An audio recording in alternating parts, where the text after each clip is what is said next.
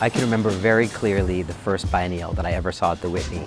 It was in 1997. I was a student in college. And my friends and I all knew that the biennial was the thing we had to see. Welcome to the Whitney Biennial. And I haven't missed a biennial since 1997. This is my favorite museum in my favorite city. I'm a big fan of the Whitney. There's an energy, there's color, there's openness. It's really elegant and it gives a lot of space for each artist. There's so many different voices here. I'm honestly blown away. The purpose of the biennial remains the same today as it did when it began nearly 100 years ago, which is to shine a light on the most interesting, most talented artists of our time. The earliest biennials were actually annuals, starting in the 1930s. And an annual is just a show that happened every year, and that morphed into something that became kind of a survey of American art. This edition is the 81st edition. What it is an opportunity to see artists working in America right now. We're creating dialogues between artists across galleries. They're literally speaking directly to each other. It's our standout exhibition. It's really one of the things that makes the Whitney the Whitney. And you also, of course, get to work with, the most incredible artists of our time. What is always exciting about it is that it's constantly changing. And because of the speed with which the curators make the exhibition, it's always very responsive. And that's what makes it very different from a group exhibition of contemporary art, which has been created over a much longer period of time. For us, we are working on an exhibition that we realize that the backdrop right now, we're in a critical moment. Sometimes things that happen in biennials that feel a little controversial, a little ahead of their time, can create a discussion and a dialogue that has reverberations for many years to come.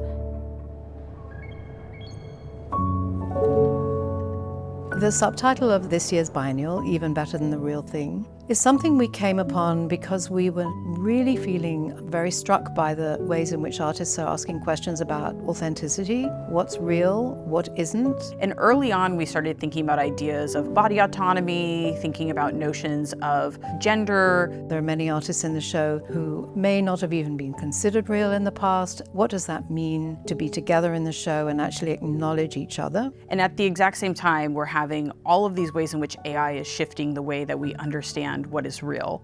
We knew that the internet was originally a place that we could change ourselves and change our identities, but over time that has sort of concretized and become part of, kind of corporate media.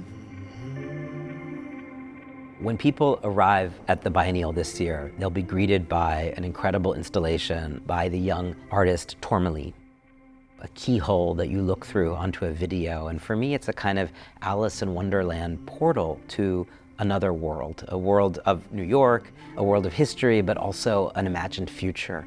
What surprised us, researching this biennial and talking with artists, was the extent to which they're trying to grapple with the world, which feels quite unstable at the moment. We also noticed that there was a great interest in different kinds of mediums, be it AI or painting or light. Both my co-curator Chrissie and I are huge moving image fans. We've invited 4 film programmers to come in and curate their own individual film screenings. There will be screenings that happen directly at the Whitney, and a selection of those works will be offered on the streaming platform Mubi. Everyone that attends the Whitney will have access to Mubi for 60 days. We really want people to spend time. And so what you see when you move through the terraces, the galleries, is a very holistic flow of different ideas and different works by artists that all have a dialogue with each other. I hope that people will take from this biennial a sense of how artists explore what it means to be alive today, how it means to live in your skin, love who you love, to have really deep feelings about where you want to see the world going. An art museum is a place to have sensorial experiences while also having a space to think about critical ideas.